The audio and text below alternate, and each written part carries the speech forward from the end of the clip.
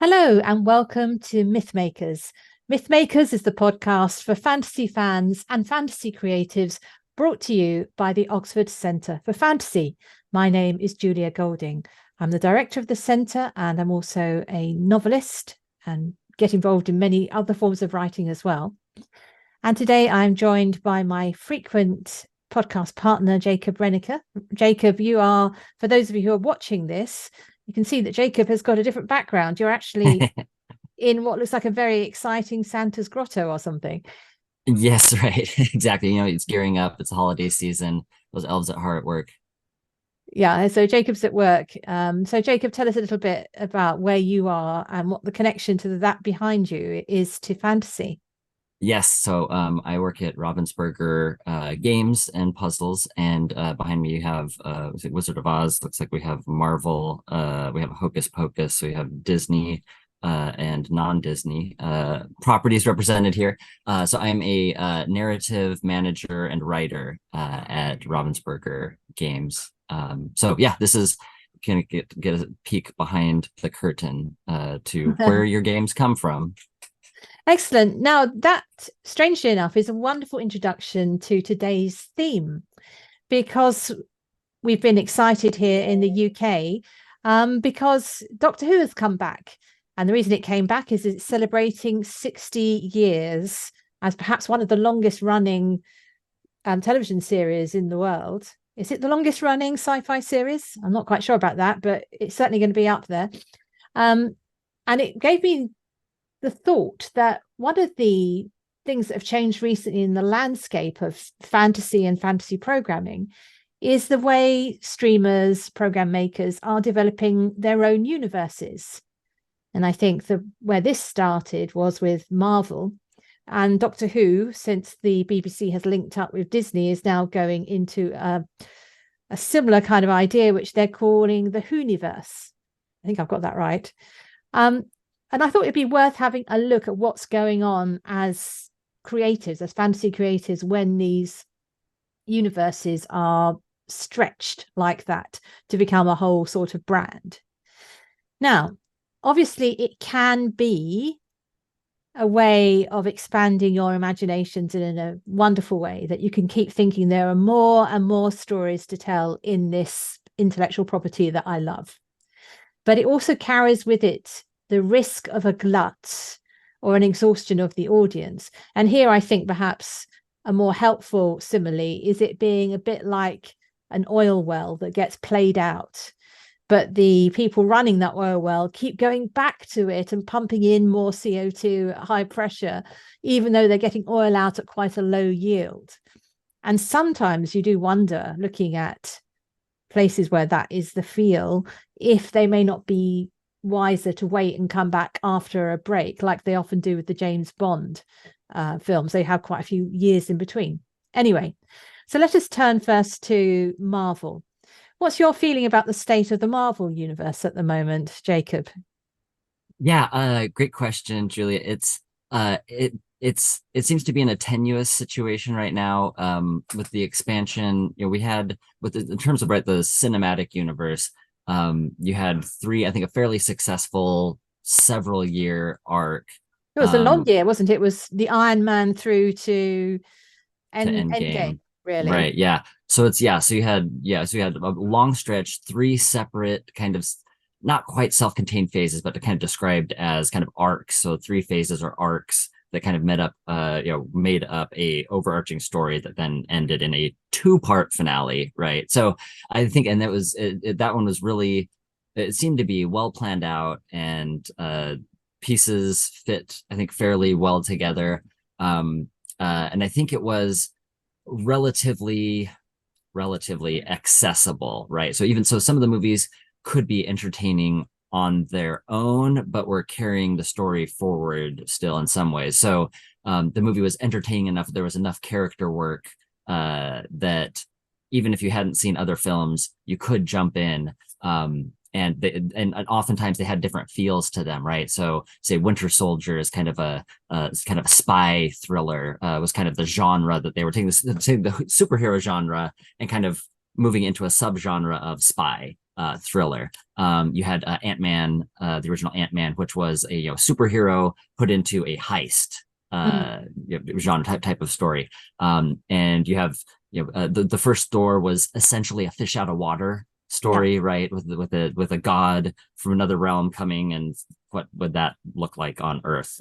So they're taking superhero genres, tropes, and then kind of reimagining them or kind of translating them into different kind of subgenres.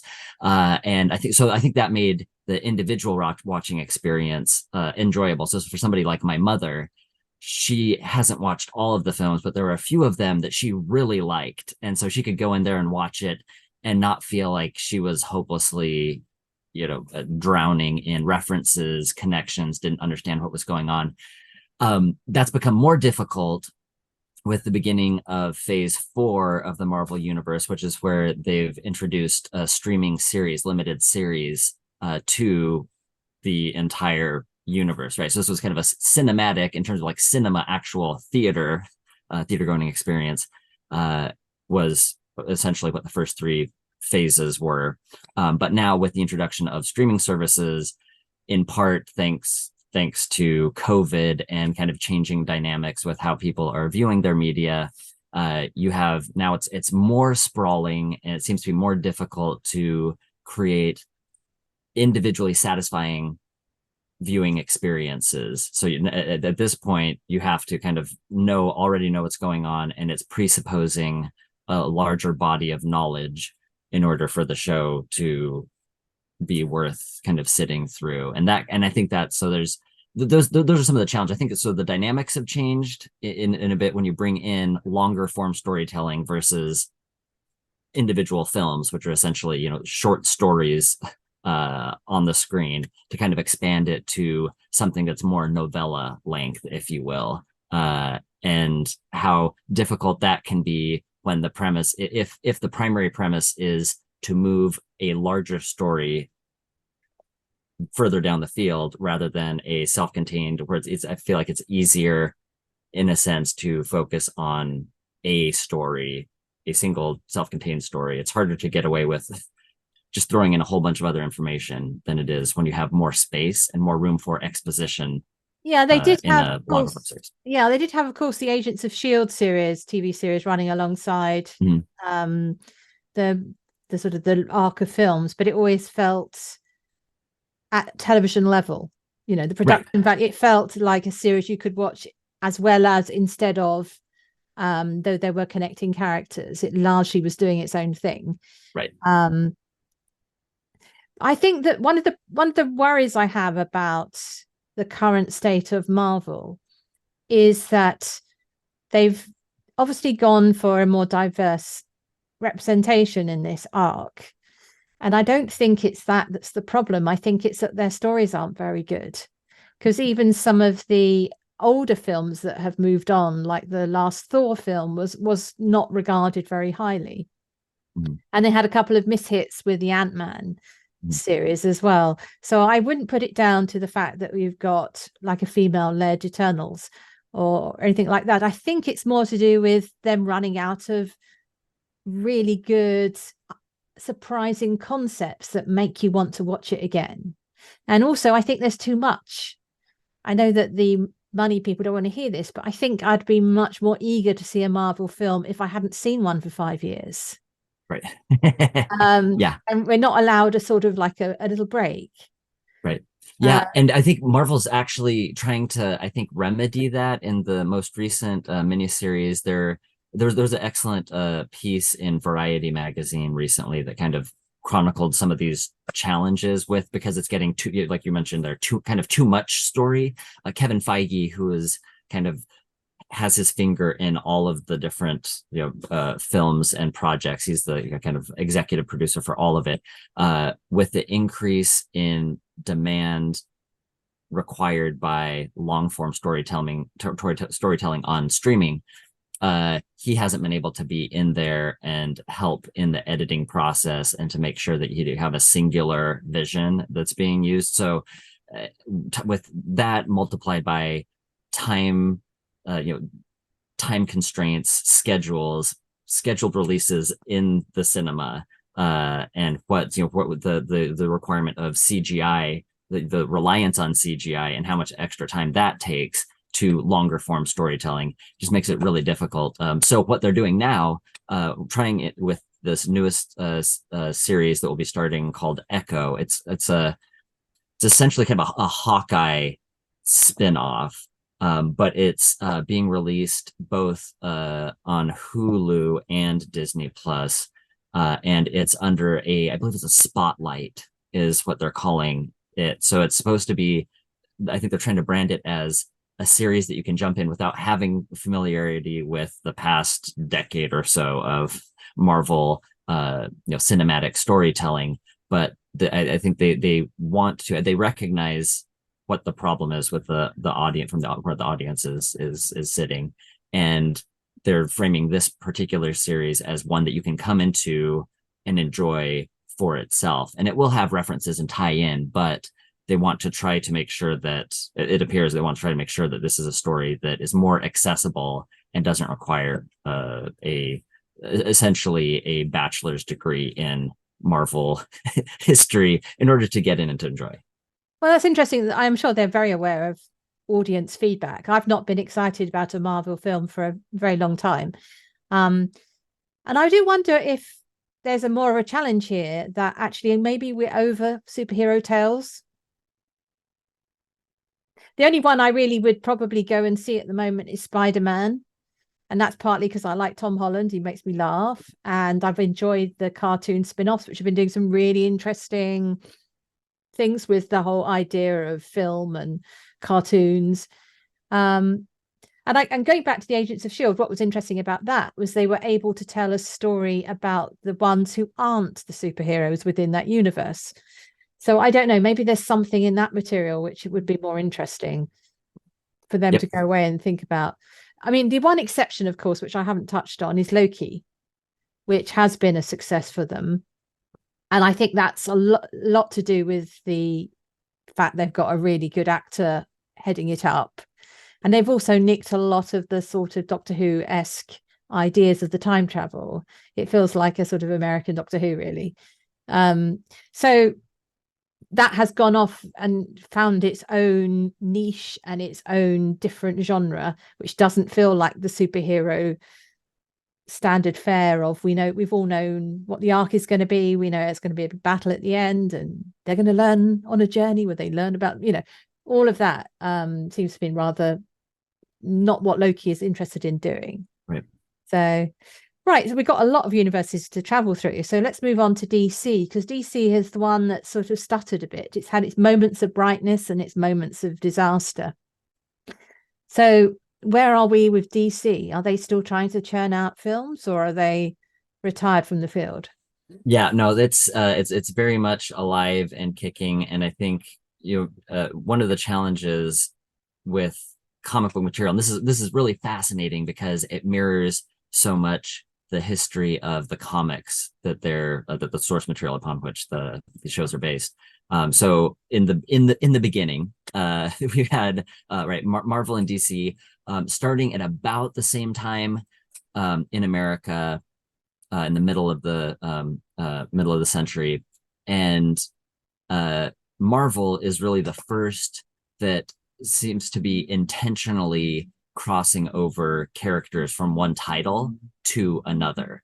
And they had several different titles at the time that included horror, medical procedurals. So you had the stories about starring nurses largely, so which is fascinating, and then superhero as well. And so you had certain of these characters in the Marvel line that made an appearance in the others sooner than you did with the DC comics. So they had, Superman was its own thing, Batman was its own thing, and then only after a while did you have this kind of epic crossover event where one would appear in the other, but they weren't seen as essentially existing in the same universe, whereas that happens a lot earlier. There's a fascinating book, if you are at all interested in the history of the development of Marvel comics and DC and how this is all kind of playing out. This book called All the Marvels was a journey to the end, to the ends of the biggest story ever told by Douglas Volk, Wolk. This person, so he's a journalist and a historian of comics, and he's read every single Marvel comic from beginning in. He has some arbitrary beginning point that's before the actual label of Marvel, up through about 2016, I think is when he stopped, with the main titles that weren't tie-ins to other properties outside of Marvel specifically. And there's so much. So he argues that this is the longest continual story that has been told across humanity in general. And so hang on. No. Sorry. What about King Arthur? Just for one. Right. Well, in terms of printed material of continuous building works under the same. So yeah. So and I definitely want to talk about the like Arthurian, Greek, Babylonian. We're doing We'll circle back on that. Yeah. But in terms of like contemporary, like printed, if you're talking about printed, what you can have in front of you that's all under a particular brand, right? A particular mode of delivery, consistent mode of delivery under this like Marvel title. This is what he's arguing is this kind of like largest amount of total words that have been produced in all of the spinoffs. It's just massive. Like you cannot begin reading, if you were to start now and try to read all of the Marvel books that have been written since it began, that would be the enormity of that is staggering to be able to keep up with that. So all of it is to say that you have an earlier idea of interconnectedness from the outset. And so you have that with the Iron Man film, with the kind of teaser at the end with Nick Fury talking about S.H.I.E.L.D. That kind of opens the door to the possibility of something larger in that one standalone film. But it was originally conceived of as a standalone film with aspirations of expanding, but without the certainty of expanding. So that made the story itself more self-contained, circumspect, and including kind of a possible jumping off point with ideas for what that could look like. Whereas in DC, they're going with Batman, like they did in the comics. Batman is its own thing without really taking into consideration others, with several different Batman reboots, right? And then after the success of Christopher Nolan's Batman films, you have Christopher Nolan being tapped to help with a new Superman film, with the idea that they could then increase the scope and create an interconnected story. But their timetable, as they're kind of coming up against Marvel, who's already for several years have already put out separate movies and have their machine running, you have now DC that's trying to catch up and essentially kind of short circuit, take shortcuts through the process to try to get the effect of that without going through the legwork of individual character-driven films that then culminate in a team film, whereas DC kind of like throws people together and kind of trying to put everybody in immediately or as quickly as possible, put them in a box, shake them up, and then see what happens. It was, I think certainly that it was something that was accelerated, and you see the strains that happen when the storytelling doesn't have enough room to breathe and get invested in individual characters to then bring them all together. So they've tried, to their credit, right? So they've recognized that this has been a problem, and now they will be kind of essentially rebooting the entire DC universe for screen with James Gunn, who was the writer-director of the Guardians of the Galaxy films. He is one of the two that is presently overseeing, put in charge with kind of designing a larger interconnected DC universe on the film and streaming. So DC is certainly aware of the issue and correcting it, we're trying to replicate that, but doing it, it seems like they want to do it differently, recognizing kind of the stress and strains that put on the storytelling in doing it kind of more rapidly than the story demanded. So I think obviously they've had successes with the darker form of superhero, haven't they? which because you don't want two studios doing exactly the same kind of thing. What would be the point of that? But certainly the Dark Knight series and then the Suicide Squad. I'm right, these are all DC, aren't they? I Right. get a bit confused. So many films. But it does seem like they've got this kind of nastier edge, which is quite popular to it. Right. Less family friendly as a result. More in the sort of teens and upwards area. Anyway, so though I did, in contrast, I did actually very much enjoy Man of Steel, the original version, well, of the reboot of Superman, which obviously was very family friendly. Though I never did understand why it had to be Kevin Costner rather than Superman who went and got the dog. Never got that bit. It's always worried me. Anyway, if you've watched the film, you'll know what I mean. So moving away from superheroes, let's think about outer space. And there are two big universes out there. One, of course, is Star Trek. Let's give it in its order of appearance. And then the other is Star Wars. Star Trek, I think, wasn't conceived of as a universe in the same way of interlinked stories, because it existed as a series on its own for quite a time until the Next Generation came along. And then you got in the 90s the spin-offs, which then there had been some films obviously up to that point, but then you got the spin-offs with Deep Space Nine and all the other ones that we've had since, which has made it qualify for this idea of being a universe, which is funny because of course that's what they're exploring. What do you think about the interconnectedness of the Star Trek world? I think it seems simpler in many ways because you've got the basic idea which they do again and again, but in different ways, of you have a crew in some kind of space vehicle, be it a space station or a spaceship, and then after that you've got lots of options which way you want to go. Yeah, it's interesting because it's based more on a procedural genre, right? So, and it's going kind of in an opposite direction than you have Marvel that we talked about earlier, that was starting with individual films and then kind of expanding into television series. Here you have a series that's meant to be like its own thing, a television series that then you have films that kind of get interspersed within there rather than the reverse.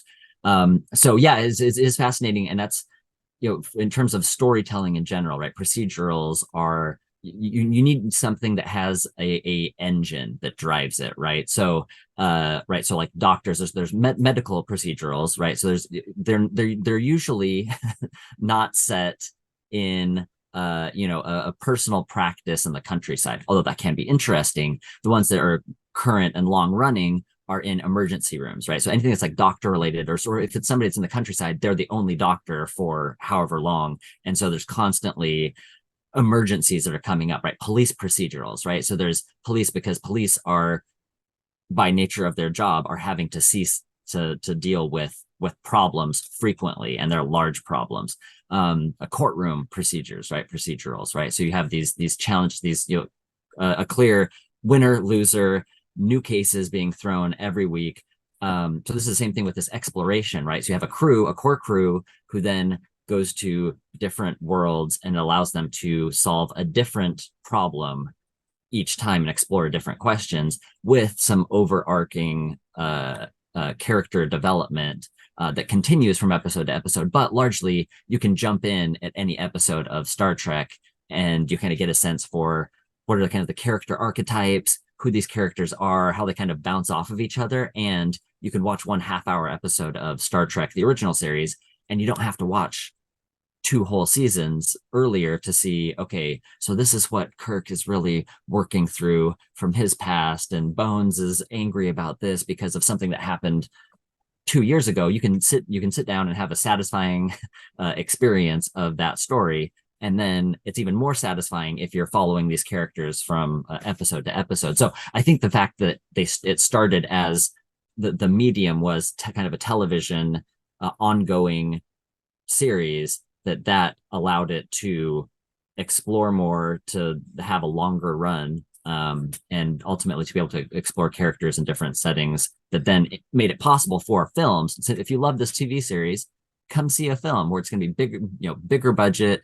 But again, like a kind of a short story, kind of a super concentrated episode of the series. Here's something that you could look at. They have gone more to like kind of serialized storytelling in the films themselves, in a sense. So there has been some, especially with the original Star Trek, where the movies kind of start picking up after the series ends. So this is kind of the continuing adventures of the Starship Enterprise and its crew. Then it kind of becomes a film first film with then a sequel to the ongoing series. But then now you have kind of a proliferation of Star Treks where you have animated and live action and crossovers between animated and live action. So they're definitely Star Trek moving from initially kind of series based with occasional crossovers, like you had with Next Generation, Voyager, Enterprise. That it didn't necessitate seeing the other shows to one show to understand what was happening in the new one. It was kind of an Easter egg of sorts for fans of both series. But now, and I think they're doing more of that with the development of kind of the larger Star Trek universe. But you do see more, I think, perhaps there might be creeping toward a little bit. I think there's always the temptation to be telling one large story through all of these different stories, but I think Star Trek does it well and has done it best when they focus on individual stories with kind of occasional glances against the other properties and other characters that people know about. Yes, I think that they feel quite secure in what they're doing. I don't know if they're all going to implode next week, but at the moment I feel they're able to poke fun at themselves with the Below Decks animated series, and also do sort of more serious stories like the Picard, the 3 seasons of Picard. I like the first season, about the second season, but I thought the last season actually they did the right thing to gather everybody together and finish it off. I felt that was very satisfying bow on that particular actor's, Patrick Stewart's involvement in that particular universe. I think Star Trek has done it quite well. And I've also enjoyed the reboot of the original series with the Chris Pine and so on. I thought that was really, it was fresh because there was a long enough gap between watching the original crew do it and then seeing it in when was that? The 2010s, early 2010s. It felt, this is the same story, but this is our version of it. And I thought that worked really well. In contrast to which, I'm going to move us over to Star Wars.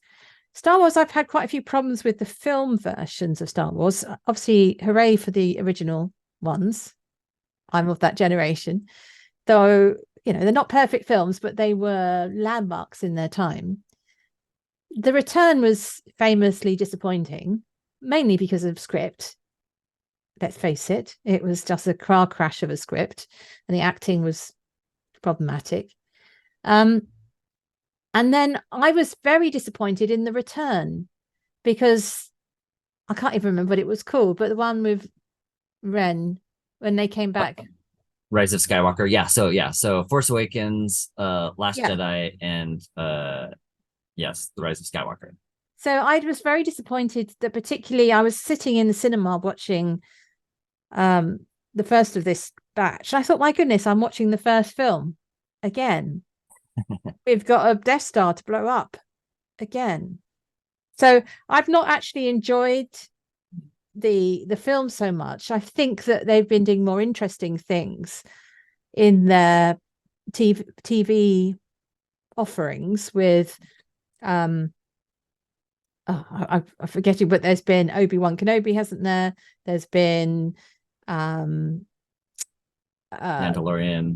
Thank you. And then there's the more recent one about the rebellion, Andor. Yeah. So it does seem to me that their extensions in that way have been quite interesting because they've changed genre, doing that thing you were saying. But I don't know. I've never really particularly warmed to the Star Wars universe. Maybe it's because I'm more of a Trekkie and perhaps you can only love one of them. I don't know. What do you feel? Yeah, so Star Wars was my kind of third parent growing up. So Okay, so you that's speak on behalf. You're part of the my defense. part of my Defense is DNA now speaking. Yeah. is Star Wars, right? And so yeah, so it is really interesting to see kind of the evolution of those stories. And this is, I think it's important to bring into the conversation the role that the corporations that are funding these play in the production of these, and the sort of constraints, expectations and constraints that puts on storytelling in general, right? So you have, and there's these things have been documented at several places with the evolution of the original Star Wars trilogy to then the prequels, who are still done by this, having the same kind of singular vision of George Lucas, with less constraints, with more independent funding, more freedom to do the sort of story that he wanted to do in the prequels. And then with the sequels, beginning with J.J. Abrams' Force Awakens, and kind of a fallow period between Star Wars films. You have Lucasfilm being acquired by Disney. Yeah. And so there you had essentially kind of almost a rebooting. So in the flowering of Star Wars stories, you have initially, from after the original film, you have comic books that were incidentally published by Marvel. So the first kind of expanded Star Wars stories happened in comic books that were produced by Marvel. And that was a way to kind of expand things that were happening between films. And then there were, of course, a series of novels that were produced. But then once Disney acquired Lucasfilm, then there was this kind of directive of the, similar to what you have in Loki, which is kind of a pruning of timelines. So alternate realities of declaring this previous timeline interconnected group of stories as declared as a legend, as being not officially canon to the ongoing story with what's going to be picked up starting with The Force Awakens. So the series, you had animated series as well that were happening with the Clone Wars animated series with Star Wars. You did have Rogue One, which was fascinating because there you had a film that is it is telling a tragedy, right? Usually, with the exception of Empire Strikes Back. Empire Strikes Back is kind of shape-wise ends up in a sense being a tragedy, ending with heroes not achieving their goals, right? And kind of everything is bad. But Rogue One is, you have a self-contained cast of characters that you've never seen before, with hints at something that's larger. You do see characters that you had seen from previous movies, but it's kind of taking place in between the spaces between two films, right? Before the first Star Wars film, after the last prequel. And you have an entire crew that I don't want to give spoilers, but no. I mean, that's Felicity Jones, isn't it? Yeah, exactly. Yeah, so I thought that was one of the best films, even though it's not really one I'd want to watch again because it's very sad. Right. No, exactly. So it's different. It's a different feel, and so because they were able to tell. So it was a story that had to connect to the overarching story, right? To connect the two, to bridge the two, episode 3 and episode 4, but they had the certain space that they could tell an original story that hadn't been told, introduce characters, and create a compelling story on its own, because they couldn't take those characters necessarily and have them appear in. They had to have a reason for why those characters didn't appear in the next film. So that gave them, I think, a really creatively fruitful sandbox to be able to play in, right? So they had certain borders on fences, right, that they had to work within, that then allowed them to be creative in a certain way. And you see that happening again with Andor, right? So it's taking one of the characters from that film and exploring the world again from a different angle. Like you said, the Agents of S.H.I.E.L.D. was kind of looking at the non-superpowered people, at least in the earlier seasons, right? The non-superpowered folk. What does this world look like through their eyes? And so you have in Andor, what does the world look like through the eyes of somebody who's not a force wielder, right? Somebody who doesn't have supernatural powers and gifts. So you see that, I think, as a way where they are able to, and that one is kind of essentially a kind of like a political, it seems more tone-wise more like an HBO show with Andor in terms of the pacing, right? So it's longer, you have a longer period to breathe. And these again are characters that aren't expected to appear in other films because it's taking place in this very particular period.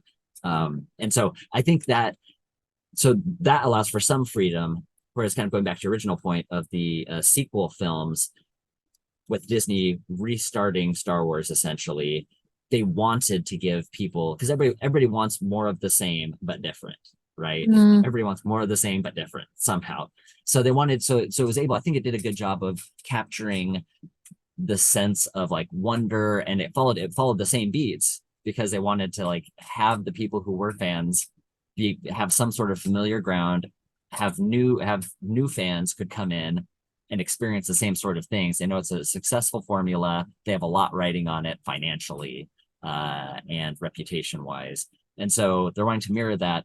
Rian Johnson does something different in The Last Jedi, which I actually like from the storytelling perspective of what they're trying to do Star Wars. So he's trying to break up that expected story arc and the story beats that you had, as well as kind of he attempts to kind of democratize the Force in a way that like hints to at the end. And so I think the reason a lot of people didn't like it was because it did veer so far from the traditional expected Star Wars story, where you had a beloved character who ends up as the grouch of Luke Skywalker, beloved hero, champion of good, who ends up the next time you see him, he's a grumpy old guy on an island. He's a hermit.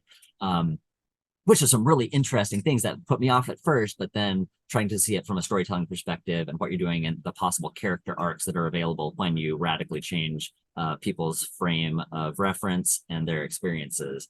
But one of the things that I think what are the problems that you see right now with the Star Wars expanded universe? I'd be interested to hear where you see that there are some opportunities with, Obi-Wan, which is essentially trying to be a film. So it's Obi-Wan is radically different from Andor in tone. You wouldn't watch Andor with the same people that you would with Obi-Wan. So I don't know. So what do you see as the challenges of the Star Wars universe as it exists?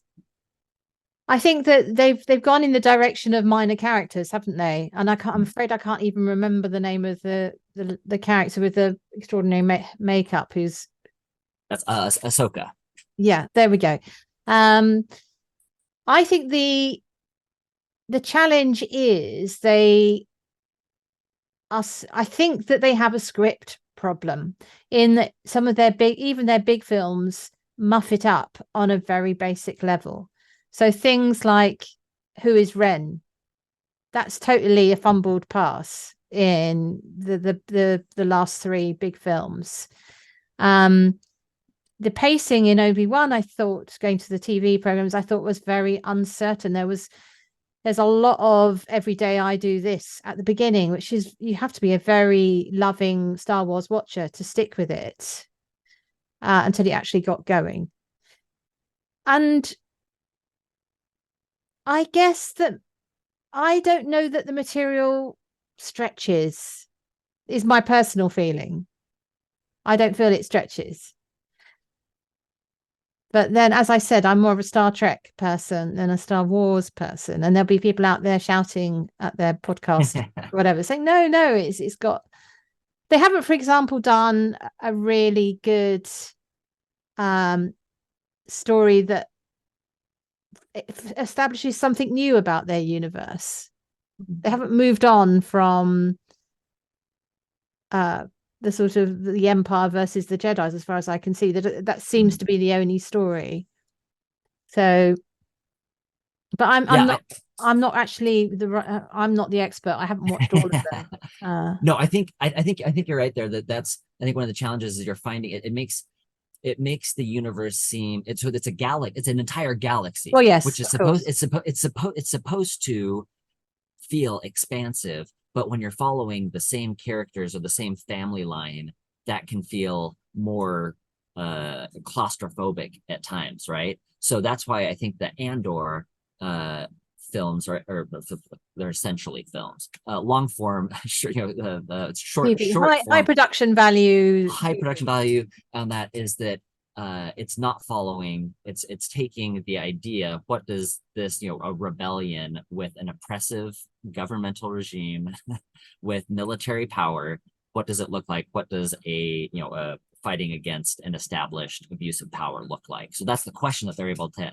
answer and explore it through different people, and not just have that as a simple good versus evil. You have time with different characters who have motivations and challenges, and they're put in impossible situations, tensions between the rebel and empire and their own family life. This is something that you don't see elsewhere, is what does family life look like? In Andor, you have one of the characters and they're threatening him, and usually you would just either off a imperial general, but what happens when, or you just tuck him away, but what happens when that general's wife and child are in the same room? That changes the dynamic, right? So it's exploring how this impacts. It's not just about these, the high flashy people in these positions, which is what films kind of have to do, is take these, high powered individuals and put them against each other in a short, compact, kind of combustible story. But when you have longer form and more people that you can bring in, you can do a different type of story and explore different questions that I think get at broader human interests, and explore the human predicament in different ways. And so that's where I think they're doing it well, is in Andor. But Obi-Wan is more difficult because there's more constraints on this character, this well-beloved character, and story that he's already been involved with the Clone Wars series and the film, and 9 films essentially, right? So you have six films, but with his shadow looming over the sequels. That's a lot to have to put on one person, so that narrows the sorts of stories and the expectations that having this story from this type of film, you couldn't have. I think it would be a difficult sell to have Obi-Wan in a series like Andor. Yeah.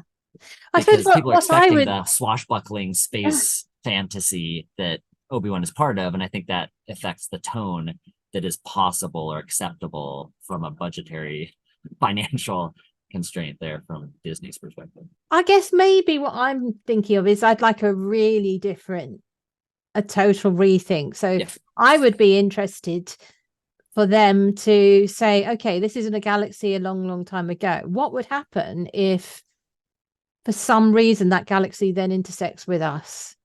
So you've got a story of a Jedi Knight turning up in New York. Right. Yeah. Really rethinking it all. Right. Just which having they did with Star Trek.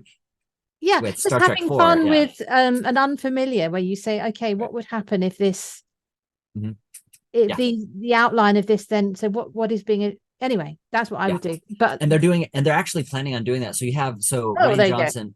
Yeah, right. So after the Star Wars, so after the Last Jedi, Rian Johnson began working on a trilogy of new films set in a separate corner of that universe, Star Wars universe. So it'd be with completely different characters, completely unattached and connected, to tell its own set of stories in this world, but completely detached from that. They also had the Game of Thrones showrunners set to do a similar thing with a series of films taking place somewhere else, doing whatever they want to with the idea and world of Star Wars, but expressly not attached to the Skywalkers.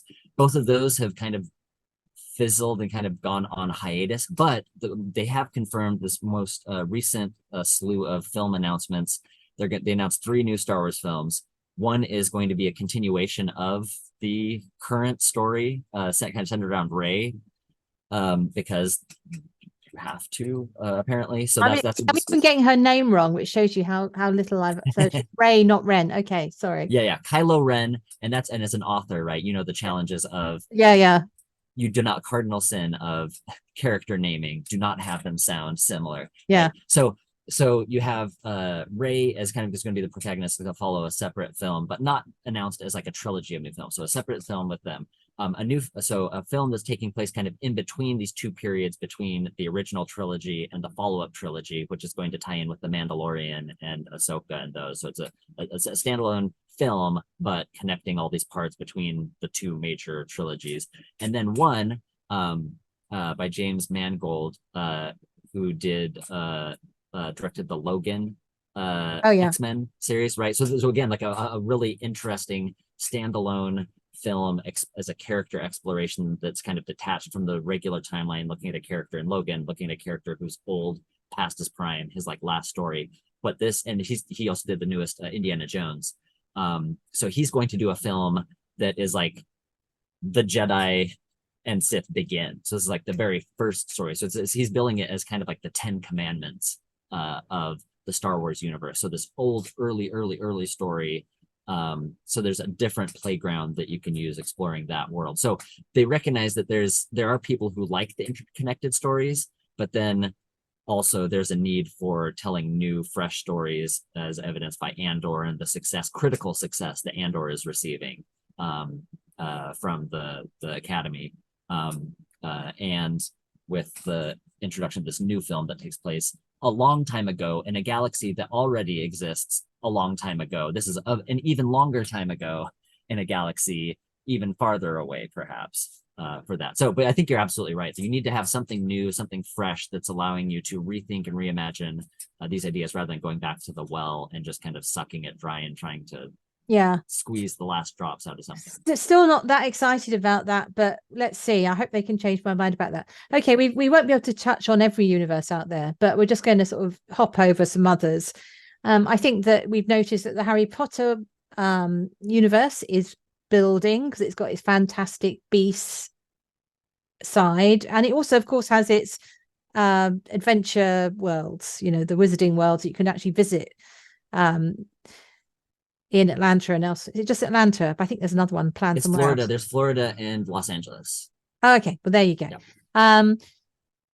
That is obviously in trouble, the Harry Potter screen versions, because the Fantastic Beasts film series lost its way, and I think we've discussed that before. It's a longer discussion, and partly to do with some problematic casting, partly to do with the stories not being that child friendly, really, and not having the charm. But I noticed that they are going to go back to Harry Potter and turn it into a TV series, so a reboot in that way. I think that's the sort of the current plan. So watch this space on that. And of course, there's the added element here where it's very much associated with the fortunes and people's attitudes to J.K. Rowling. So we have to see how that all sort of pans out. The universe has got its own peculiar dynamics at the moment. And then, of course, we've got something we've discussed at length, the expansion of the Tolkien universe, Middle Earth, into the Rings of Power. But we have discussed that elsewhere. So let's go back to Doctor Who before we move on to the last section, which will be further back in time.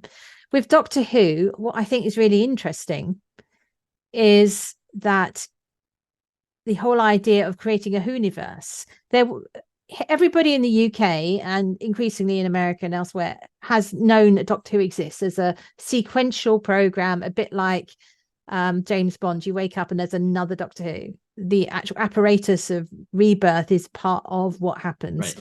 And there are certain things in it that show it is a certain kind of thing. So it has a TARDIS, it has a doctor, it has the idea of traveling in time and space. He is, or she is, largely not violent. So a bit more like Superman, i.e. not blasting people apart. Though occasionally some stories have done that, where there's been a fighting doctor, but that's rare. And mainly it's been a TV series. There has been one film, which was like a test to see if it could come back in the late 90s. And there has been spin-off comics and books, but came along after. One of the problems about this now retrofitting of a Whoniverse is it has the intriguing problem of age. Because most of the Doctor Who's I know were done on BBC TV budgets, which means the wobbly scenery and you go to a quarry in Wales for your planet. I don't think Star Wars, which has a similar longevity, and even there is a bit of problem about the original Star Treks, which feel a bit homemade now. Star Wars because of the budget, it still stands up. You don't watch the original version and think, oh, that's just, that's embarrassing. Whereas you do watch some of the Doctor Who's and think, oh dear, that's a man in a suit, in a rubber suit. Right. So is this the first time someone's tried to retrofit a universe? I.e., yeah, the first time somebody, no, there isn't. There's some fascinating. Universal films tried doing this. Not the first, but they tried doing this with taking disparate elements of, if you remember the Tom Cruise The Mummy film. oh yeah. So that was supposed to be the first in an expanded, where they took original, their Universal, some of their original films were, Frankenstein, Dracula, Wolfman, The Mummy. And so they were going to kind of reboot those, but put them into the same universe, and have an interconnected story, with shared characters. But after The Mummy failed to meet the studio's expectations, then they canceled that. So there's been fairly recent, in the past 10 ish years, attempts to take different pieces and put them together. But you have it's challenge. There's a fascinating, and this is maybe it would be good another time to talk about these sorts of kind of transmedia storytelling, to expand past just cinematic, or on the screen, large or small.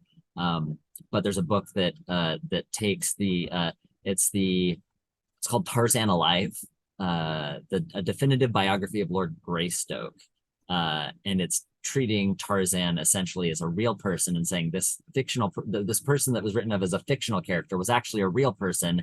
Here's their background, and they're actually tied to the other people that were in your favorite stories, like Doc Savage, Sherlock Holmes, Solomon Kane, Scarlet Pimpernel, the Time Traveler from H.G. Wells, Alan Quatermain. So basically all these kind of like Victorian-ish era heroes, they were all based on real people who were tied together by a single event that was this meteor that happens, the Wold Cottage meteorite. There's late 1700s was an actual meteor that hit, and you have people that are treated as kind of fictitiously real. They're all affected by this meteor. Tarzan is one of them, Sherlock Holmes, and they're all kind of created a story of families that these people were kind of tied into. So it was an attempt to take all these pre-existing characters that had no connection to each other and kind of create a network of relationships between them,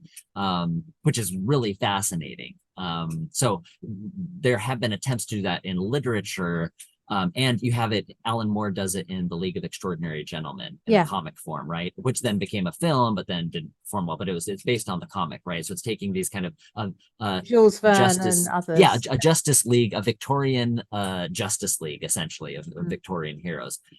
So you do have some attempts like that to happen, but nothing that's been really sustained and successful. So there's certainly reasons for that, but I think therein lies what we talked a bit about, people being in the public domain, to certain characters, that's something that there are opportunities for with increasing characters being put in the public domain, for new creatives to play with some of those existing universes and perhaps mingle them and create some sort of new shared universes in their own screenplays, right, in their own novels, other work. Yeah, maybe going back to the Doctor Who, I think maybe it was always a universe, just not labeled as such because it had its fandom. And I think one of the marks of something which is big enough to be the Star Wars universe or the Harry Potter universe is it has its fan base, and I think those two things walk in step.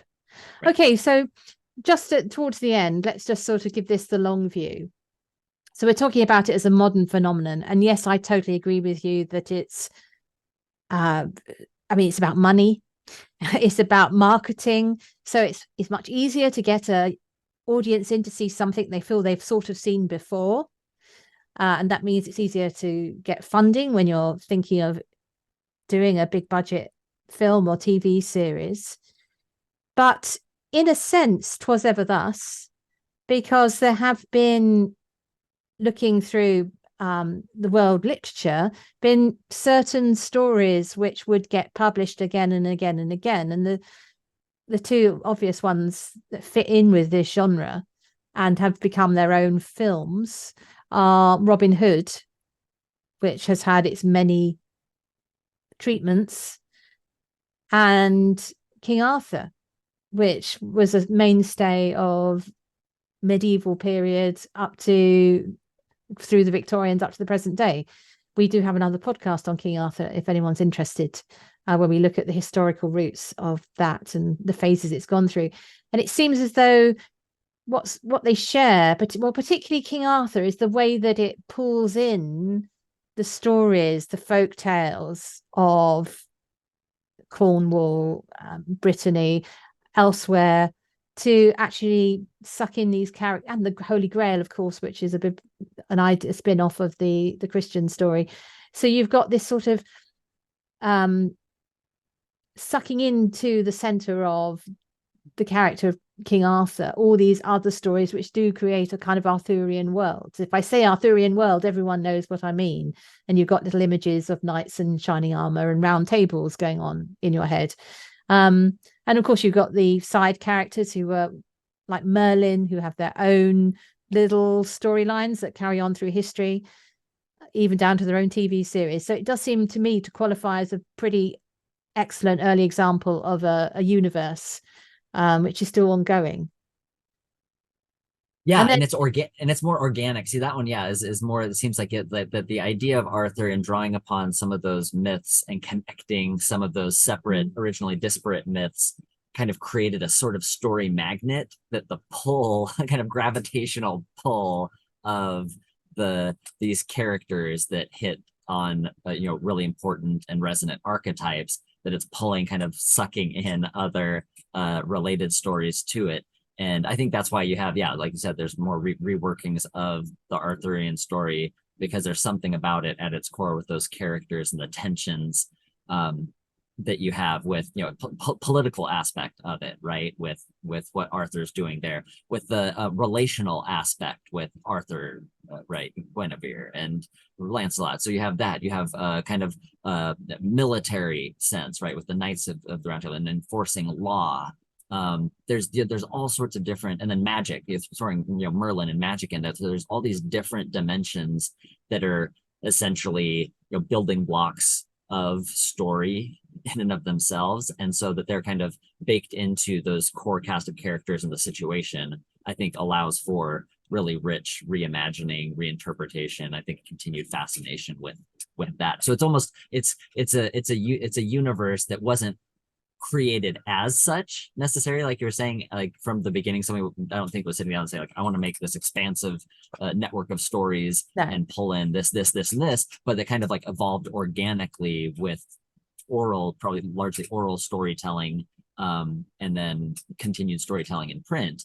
That it's kind of a creation of the universe from the inside out rather than from the outside kind of in creation, and see that kind of the staying power that more kind of organic sort of interconnected storytelling, certainly the staying power that mode of storytelling has, and how it continues to be relevant and significant to the present day. And we haven't got time to treat it in any to the depth it needs, but there is also, of course, the different pantheons, like the Greek pantheon, the Norse pantheon, the Egyptian pantheon. I'm thinking particularly of the Greek one, with its poetry, its plays, its reinterpretations through millennia, literally, which are doing a very similar interesting thing of doing lots of comedy, tragedy, global history, and the tiny micro story of individual relationships, which in a way is another example which we're building on when people start thinking of these expansive universes. Loki, of course, coming from the North pantheon, has been sucked into, and Thor, been sucked into Marvel already, but you could perhaps imagine that maybe others might be too at some point. So just thinking, it's a huge thing, but do you think that this fascination of universes in fantasy at the moment is a good thing or a bad thing for our creativity, writing, filmmaking in the world of fantasy? Yeah, that is a great question. There's like we've gone through with each of these, there's certain in thinking in terms of a expansive universe or an idea of certain thing, treating it as an IP or as an intellectual property, and then seeing the different ways that can emerge and be imagined in. There's certain constraints, certain problems, certain opportunities there. I think right now it is, I don't like necessarily saying it, but like that's the way things are, is that people are geared towards that. So the people with the money, the almost it's an easier sell to have a project that has interconnected pieces, to say like what you're going to use here, it's an investment. Yeah, no, Dave, then, I'm gonna sort of challenge you there though, because I agree, and I can see how when you click on the streamer service, they've got their little lozenge of this world, right. You go here for Star Wars, here for something else. But is it good creatively? That's what I want. Right, creatively, yeah. Or are we? Or do we stop being original? There's always room for originality, I think, and that's and so I think it can be there are more constraints on the stories you can tell, and as I think we tell, like Shakespeare, right, had certain constraints, but flourished in the stories that he was able to tell, right? He was telling stories that had been told, repackaging stories, but doing so in a way that was compelling, and injecting them with life and bringing in certain dimensions and attitudes and raising certain questions that weren't necessarily raised of the source material. So I think that still, so there's still opportunities. There's certainly opportunities for that. But I think you can put unnecessary constraints on yourself by thinking about your story in terms of intellectual property. So I think that is it. I think it's a valuable exercise for any of the creatives that are listening to. Somebody told me this once when I was talking with them. It was imagining your story, whatever kind of work in progress, as an intellectual property and not just as a story. So what are the different modes of stories that this could be told in? Would it be like a radio drama, like Doctor Who, in addition to the television series and novels and comics? You also have radio dramas, right? So you have several different media that these stories are taking place in. And so I think that that's valuable to do as a creative, to imagine, okay, so are there opportunities? Is this story, perhaps are there modes of storytelling that could fit the story I'm wanting to tell even better than what I actually have it in? Or if it does become popular, if it does become successful, and kind of pitching it as something that has a different moving parts that you could connect to, could be valuable. But like we've talked about before, that in doing so and thinking so much about the forest, losing sight of the trees has a considerable cost from a storytelling perspective, right? Yeah, that's what I agree. And I think there's that perhaps, I know it doesn't quite work like this in terms of when they've booked out studios for decades, but actually going away and coming back so there's enough time passed so that your version is different from the earlier version is also a worthwhile thing to do creatively. Okay, right. We've because it's a universe, we've obviously talked at length, and that was appropriate. But we always finish with two little things. First one is, do you have any fantasy tips for us that you'd like to share? And then we're going to think where in all the fantasy world is the best place for something. So do you have a fantasy tip that you'd like to share? Yeah, I think I mentioned it earlier, the book, All the Marvels, Journey to the Ends of the Biggest Story Ever Told, by Douglas Volk. I think that one is really fascinating and demonstrating the sorts of challenges and opportunities that exist in this kind of like large scale interconnected storytelling. So yeah, I would wholeheartedly recommend that, and give you kind of jumping off points to show how different artists and different creatives, different authors have worked together to create these rich imaginative worlds. It's certainly inspiring for me to read, teaching me, like bringing to my attention certain stories, storylines, authors that I hadn't been familiar with in the history of Marvel, that kind of gave me that has continues to give me kind of some fun rabbit holes to go down that are related to my own kind of personal, literary and authorial interests. So yeah, so all of the Marvels by Douglas Volk is what I'm going to recommend. And my tip is, not surprisingly, to watch the new season, the short 3-program series with David Tennant.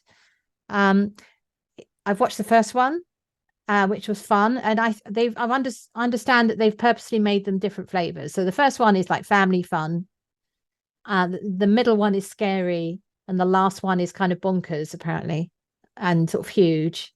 So I'm quite enjoying the fact that even within a short season, they're doing 3 different things. So I would, if you can get hold of that wherever you are, it's worth watching. If you've given Doctor Who a miss for a little while, might be time to dip back in and just enjoy it. I think for me, Doctor Who is a blend of the domestic and the intergalactic, and that's what I like about it. So my question to finish, Jacob, is where in all the cinematic universes in fantasy is the best place to be a minor character who might be worth their own series? Have you got an answer for us? See, yeah, this is a big question. I think just because I know of the sprawling source material that like a Tolkien that in like the Tolkien cinematic universe, knowing how deep the well goes on some of the richness of characters, I think if I had to be there personally, then that's where you'd go. A minor character in a Tolkien cinematic universe, I feel would be where I would want to end up. No, I think I agree. That's my first pick. So I've got to go for something different then. Yeah, I think it might be quite fun to. There's some that you can't do. Like I was thinking, it'd be really hard to do Alice in Wonderland because the flavor of Alice in Wonderland is so connected to the mind of the creator. It's hard to imagine a spin-off unless it's a sort of Tim Burton film. So I'm not sure. So I don't think you can do that. So maybe if you're going to go Tolkien, I'll go C.S. Lewis then, and I think it'd be quite fun to do a different, not The Horse and His Boy, but something like that's somewhere else in the Narnian world, where you could actually tell a backstory, like in Archenland or somewhere like that. Yeah. That would be fun. Yeah. So thank you very much, Jacob, for joining me on our tour around the universe. And yeah, it's been really fascinating. I will have to look up that book that you've mentioned. I'll put a link in the show notes. But thank you very much for talking with me. And thank you, everybody, for listening. Thank you.